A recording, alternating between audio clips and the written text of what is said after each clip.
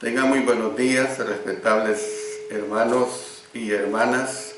Está con ustedes nuevamente el hermano Alexander Castellanos, siempre desde la Iglesia de Cristo en Ciudad Berliot, República de El Salvador. Estamos estudiando el libro de Génesis, los días del Señor.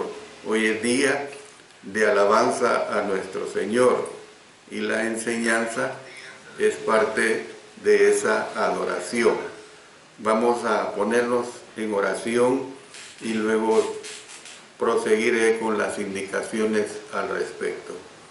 Padre Celestial, te damos nuestros agradecimientos profundos porque hoy, como día tuyo y día que respetamos para honrarte y glorificar tu sagrado nombre, en estos momentos pido tu dirección en cuanto al discernimiento de la palabra de nuestro Dios. Padre Celestial, ayúdanos pues a que todo lo que hacemos sea realmente para honrarte a ti, para que nosotros nos edifiquemos y crezcamos aún más. En el nombre de nuestro Señor Jesucristo. Amén. Amén. Bueno, estamos estudiando el libro de Génesis y estamos en el capítulo 25. Aquí estamos estudiando los últimos días de Abraham y la familia de Isaac. Haciendo un resumen de lo que hemos visto la familia de Abraham por medio de Cetura y la herencia para Isaac. Luego el segundo punto hemos visto la muerte y sepultura de Abraham. Y en las últimas clases hemos estado viendo acerca de los descendientes de Ismael. Y estamos en la parte que corresponde al nacimiento de Esaú y Jacob. Esto es lo que vamos a continuar estudiando en este día, en su quinta parte, que es la de este momento, y la sexta parte, que será la hora del sermón. Vamos a proseguir, llegamos hasta el verso 20 del capítulo 25. Entonces vamos a proseguir con el versículo 21, donde dice: y oró Isaac a Jehová por su mujer, que era estéril, y lo aceptó Jehová, y concibió Rebeca su mujer. Yo en este estudio y en muchos estudios de la palabra de Dios hago ver lo siguiente, y sobre todo aquí en Génesis se da bien marcada lo que voy a expresar. Es que se pasa de una etapa a otra. Por ejemplo, mire, dice: y oró Isaac a Jehová por su mujer, que era estéril, y lo aceptó Jehová. Pero miren, inmediatamente pasa a otra etapa: y concibió Rebeca su mujer. ¿Cuánto tiempo lleva el engendrar y el crecimiento de un niño o una niña en el vientre de la mujer? Son 9 meses. Entonces, aquí vemos esta situación en el mismo versículo se pasa de una etapa a otra.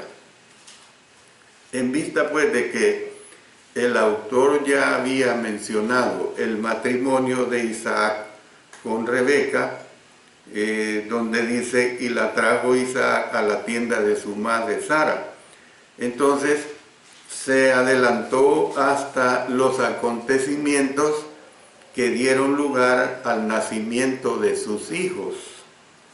Así como Sara no había podido concebir durante gran parte de su vida, también Rebeca fue estéril durante casi 20 años de matrimonio. Esto es bien claro, ya hemos visto. Y luego el verso 26 dice: Después, adelantándonos un poco, después salió su hermano, trabada su mano al calcañar de Esaú, y fue llamado su nombre Jacob. Y era Isaac de edad de 60 años cuando ella los dio a luz. Sin embargo, no alentó a Isaac a recurrir, tomar una concubina como había sido el caso de Sara, como Sara había persuadido a Abraham a tener un hijo con su sierva Agar. En su lugar, dice acá, que oró Isaac a Jehová por su mujer. La palabra hebrea usada aquí para su oración es atar, con apóstrofe al principio, letra A, luego TH intercalada, AR, atar. Y es una de las designaciones más importantes para la intercesión en el Antiguo Testamento, por supuesto. Entonces, refleja la seriedad de la súplica de Isaac, pidiendo que Dios le diera vida al vientre de Rebeca. Vamos a ver una serie de citas a continuación, donde quiero que le pongan especial atención a el oral, la oración pues a Dios. Miren lo que dice en Éxodo capítulo 8, versos 8 y 9, y después nos vamos a pasar al 28 al 30. Verso 8. Entonces Faraón llamó a Moisés y a Aarón y les dijo: orad a Jehová para que quite las ranas de mí y de mi pueblo, y dejaré a tu pueblo para que ofrezca sacrificios a Jehová. Y dijo Moisés a Faraón: dígnate indicarme cuándo debo orar por ti, imagínense, por tus siervos y por tu pueblo, para que las ranas sean quitadas de ti y de tus casas, y que solamente queden en el río. Pasémonos al verso 28 hasta el 30. Dijo Faraón: yo os dejaré ir para que ofrezcáis sacrificios a Jehová vuestro Dios en el desierto, con tal que no vayáis más lejos, orad por mí. Y respondió Moisés: he aquí, al salir yo de tu presencia, rogaré a Jehová que las diversas clases de moscas se vayan de Faraón y de sus siervos y de su pueblo mañana, con tal que Faraón no falte más, no dejando ir al pueblo a dar sacrificio a Jehová. Entonces Moisés salió de la presencia de Faraón y oró a Jehová. Fíjense que aquí hay una cosa que tenemos que tomar en cuenta. Faraón le pide a Moisés que ore, pero era una pantalla en el caso de Faraón, porque estaba sufriendo, por supuesto, una peste, una plaga.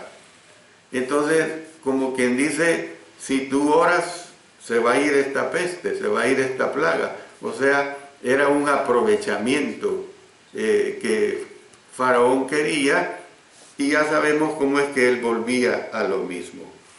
Bueno, miren ahora en Éxodo capítulo 10, versos 17 y 18.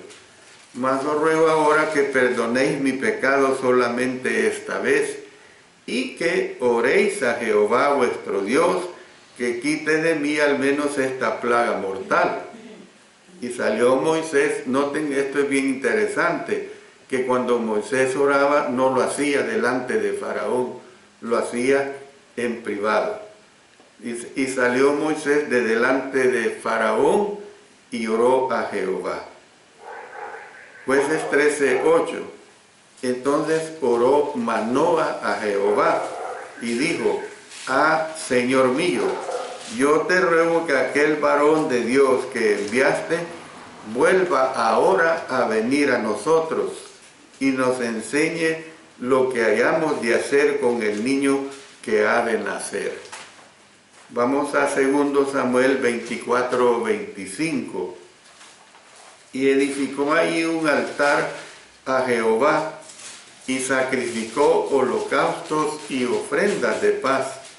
Y Jehová oyó las súplicas de la tierra y cesó la plaga en Israel. Entonces, ¿qué vemos de todas estas lecturas con ese énfasis en la oración? Que como resultado, Jehová fue misericordioso, pues aceptó, en el caso de Isaac, aceptó la oración de Isaac. ¿Y qué es lo que vemos? Y concibió Rebeca su mujer. Entonces, la respuesta a la oración de Isaac fue un doble embarazo. Esa fue la respuesta. Por ejemplo, yo le digo a usted, hermano, hermana, ore y Dios oye. Ore y Dios oye. Yo, por ejemplo, en estos momentos estoy atravesando una situación un tanto dura. ¿En qué sentido? Me ha caído un dolor muy fuerte en el nervio ciático, en mi pierna izquierda. ¿Qué es lo que estoy haciendo? Le estoy orando a Dios y tengo fuerte fe que Él me quitará ese dolor. ¿Cuándo? No lo sé. Pero yo tengo que seguir orando. ¿Por qué? Porque ese dolor, quienes me están escuchando y han tenido o están pasando por ese mismo problema de su cuerpo, entienden lo que estoy diciendo. Es un dolor que literalmente, yo ya es segunda vez que padezco de este nervio ciático y literalmente llega un momento que no hay hombre. Se llora como niño porque es un dolor fuerte. Pero otra vez les digo, ¿cuándo Dios me va a quitar ese dolor? No lo sé, pero yo tengo fe que me lo va a quitar. Amén. ¿Ve? Versículo 22. Y los hijos luchaban dentro de ella, y dijo, si es así, ¿para qué vivo yo? Y fue a consultar a Jehová. A medida que los hijos crecían en el vientre de Rebeca, luchaban dentro de ella. El término hebreo para luchaban es la palabra ratsatz, R-A-T-S-A-T-S, ratsatz. Es una palabra fuerte que quiere decir aplastar o romper en pedazos. Aplastar o romper en pedazos. Cuando el significado de esa palabra luchaban. Entonces, el conflicto en el vientre de Rebeca era tan violento que la hacía sentir perder la vida. Su problema original era quedar embarazada. Isaac oró y quedó embarazada. Pero ahora estar embarazada le estaba causando tanta angustia que ella empezó a preguntarse si el dolor y la angustia valían la pena. Eso es así. Cuando se tiene un dolor, se piensan tantas cosas, uno hasta desvaría por causa del dolor. Su respuesta en hebreo es incompleta, por lo que los traductores solo pueden llegar a una deducción lógica en cuanto a su significado. ¿Por qué digo esto? Es comprensible que una mujer que estaba sufriendo como ella no pronunciara una oración gramatical completa. Sin embargo, hay una versión que dice que probablemente capta la idea básica de su clamor consignando, si es así, ¿por qué entonces soy de esta manera?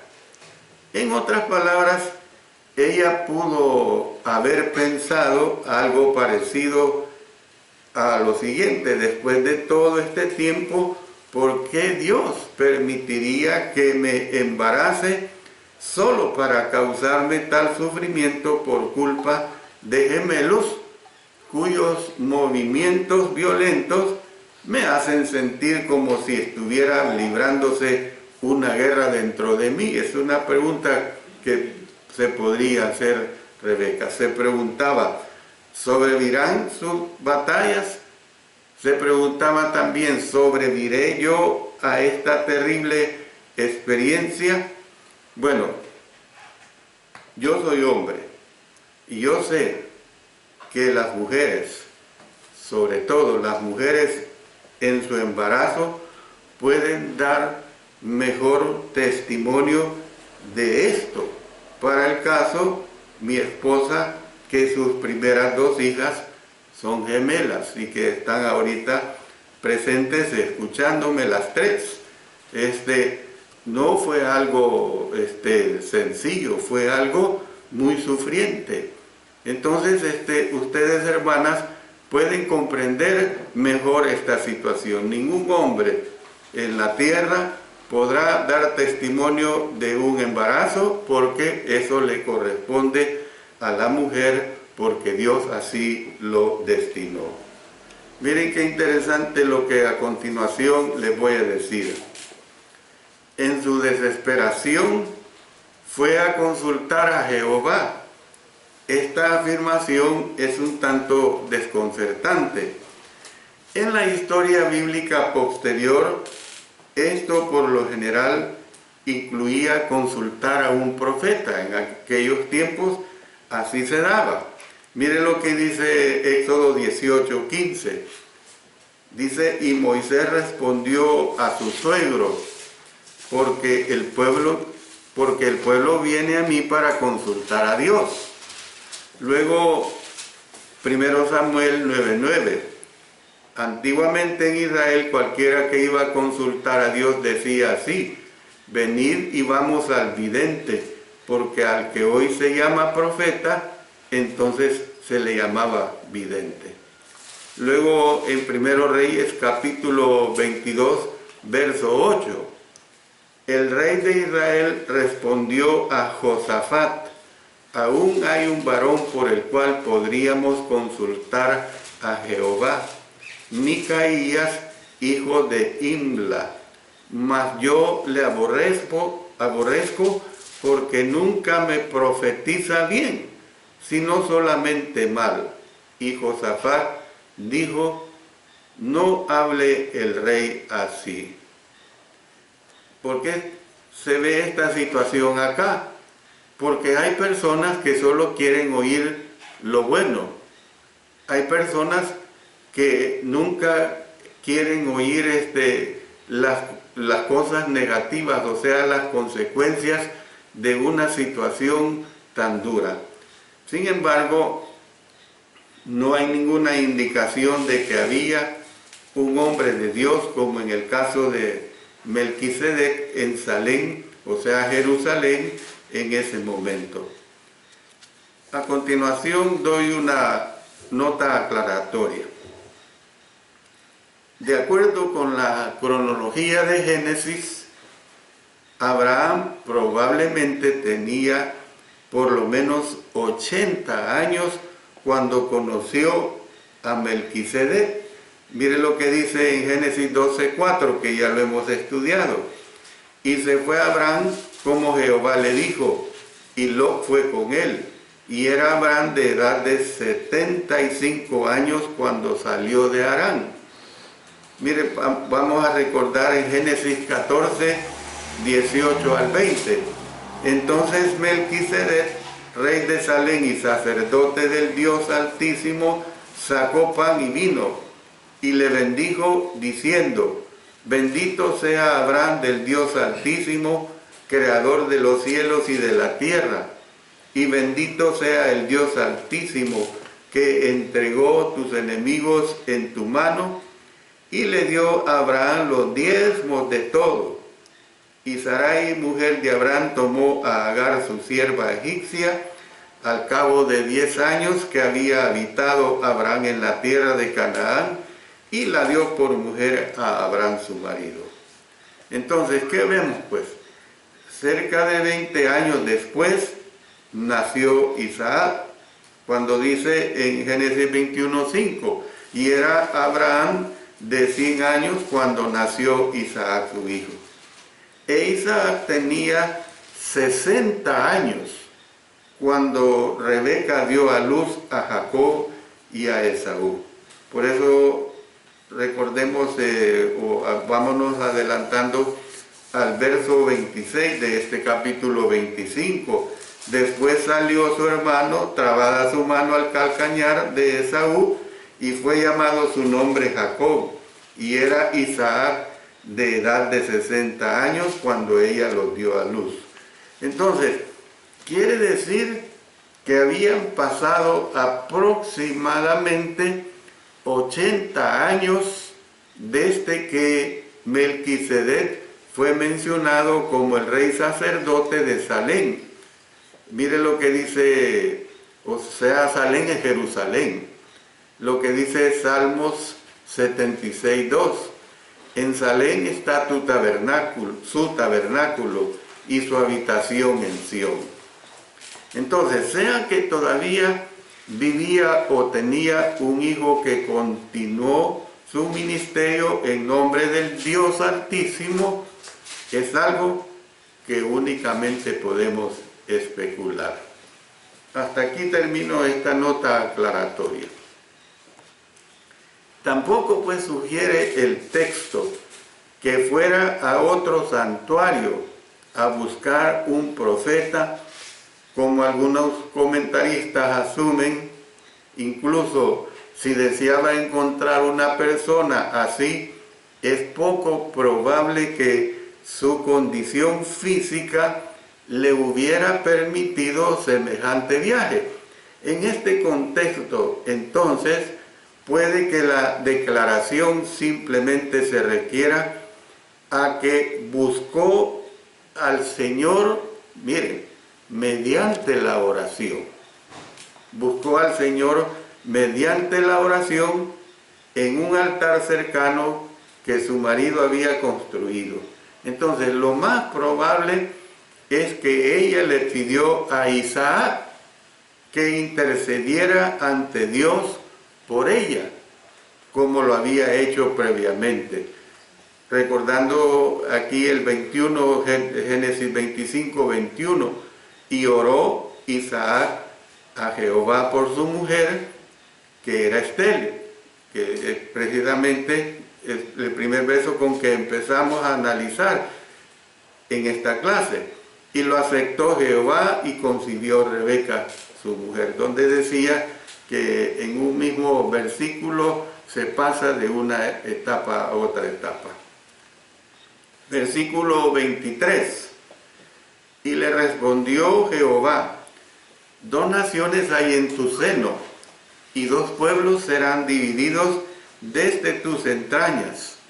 El un pueblo será más fuerte que el otro pueblo, y el mayor servirá al menor. Independientemente de lo que hizo Rebeca y cómo haya obtenido una respuesta, el Señor contestó rápidamente. Él fue amoroso con ella en esa hora tan desesperante.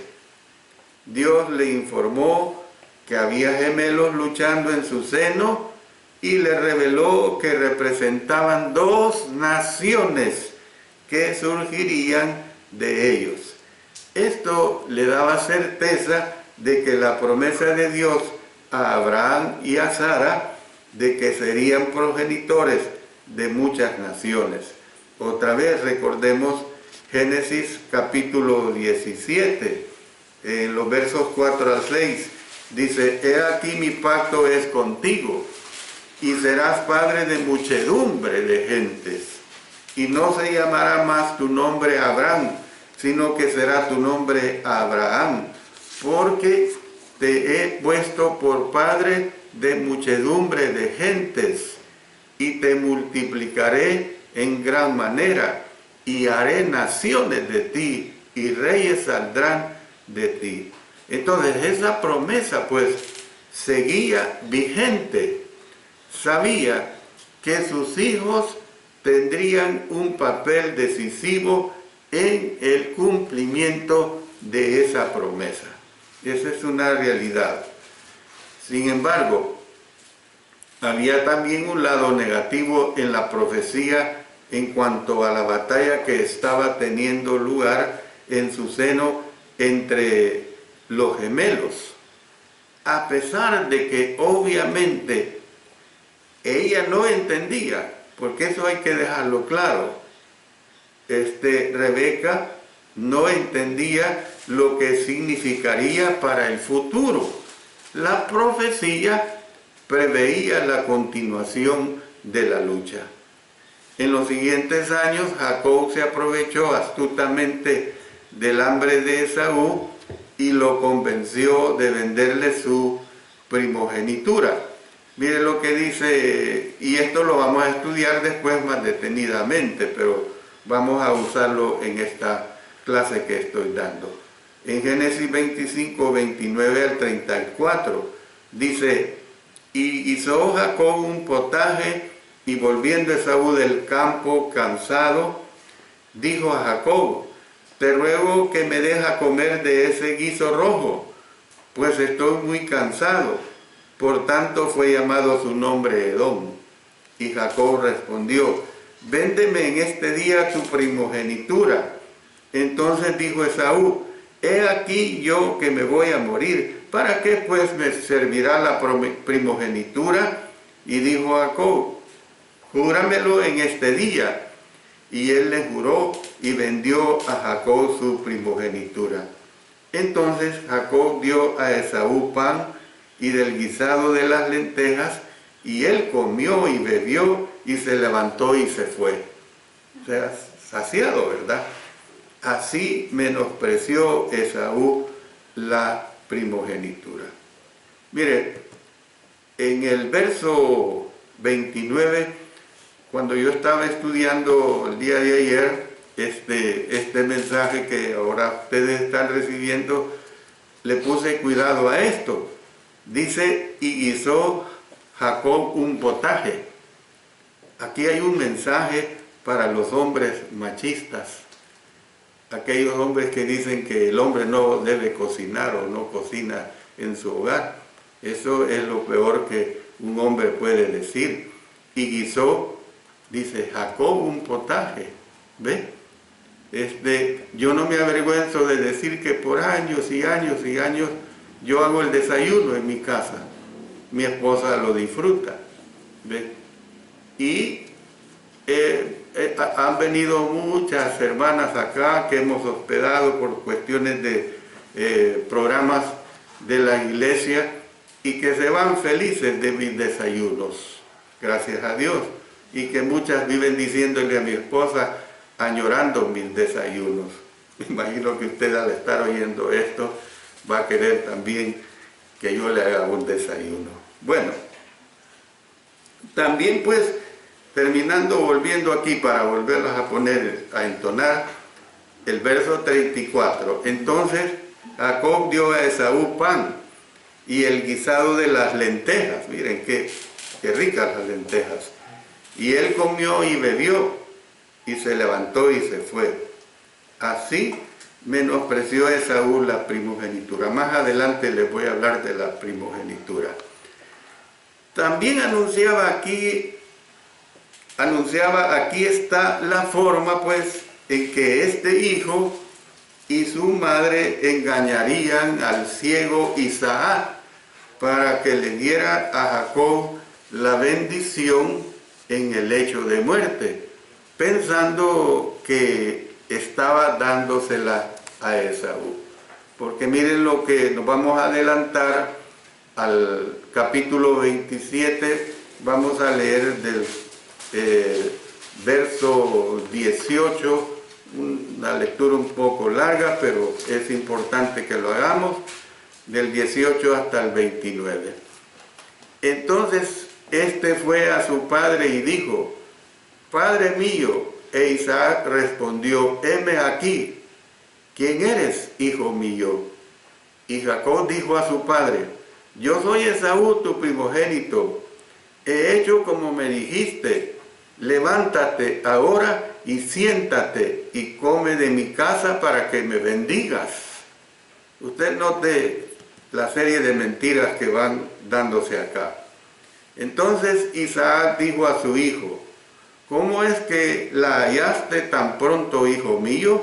Y él respondió, porque Jehová tu Dios hizo que la encontrase delante de mí.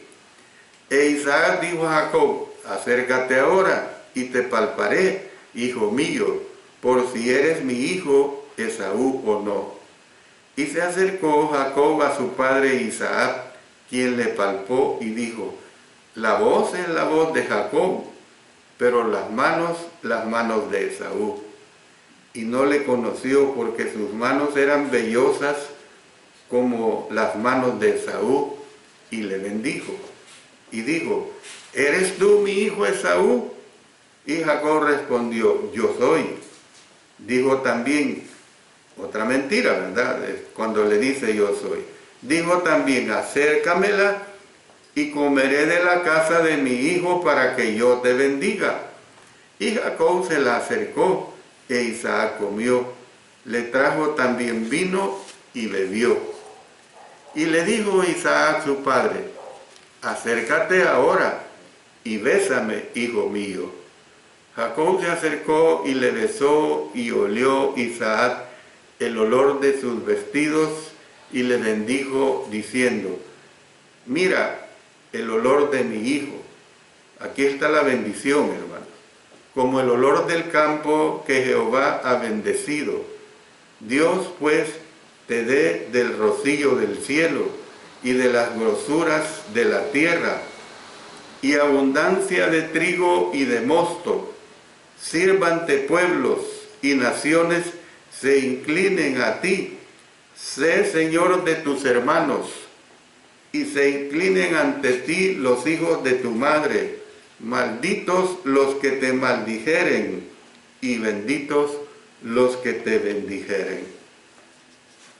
Hay un versículo aquí que hago como quien dice un paréntesis porque también me atrajo la atención y es el versículo 28 donde dice, Dios pues te dé del rocío del cielo y de las grosuras de la tierra, y noten aquí, y abundancia de trigo y de mosto. Si usted ha escuchado los días miércoles mi programa, yo lo nombré, te daré lo mejor, pero lo completo es, te daré lo mejor del trigo. O sea, el trigo para el pueblo judío simbolizaba abundancia, simbolizaba pues que tenían comida. Es como en el caso para nosotros, cuando sale la cosecha de maíz en el mes de agosto, todos los años, cuando salen las cosechas de los frijoles en el mes de octubre. Eso es símbolo de bendición.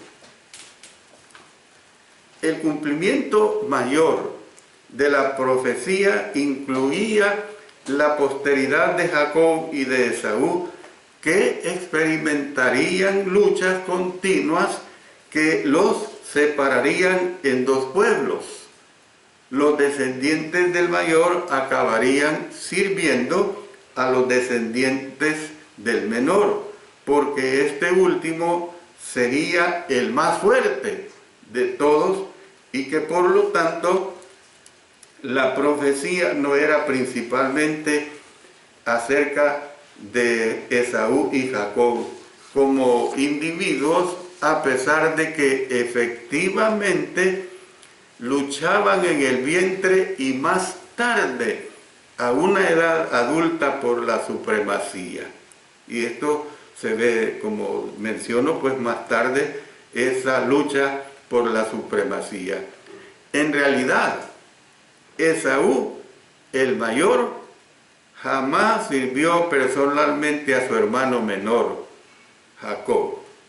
Lo que Dios visualizó fue las futuras subyugación de los edomitas, los descendientes de Esaú, pues, de mano de los israelitas, los descendientes de Jacob, que surgirían de Esaú, pues, y Jacob respectivamente.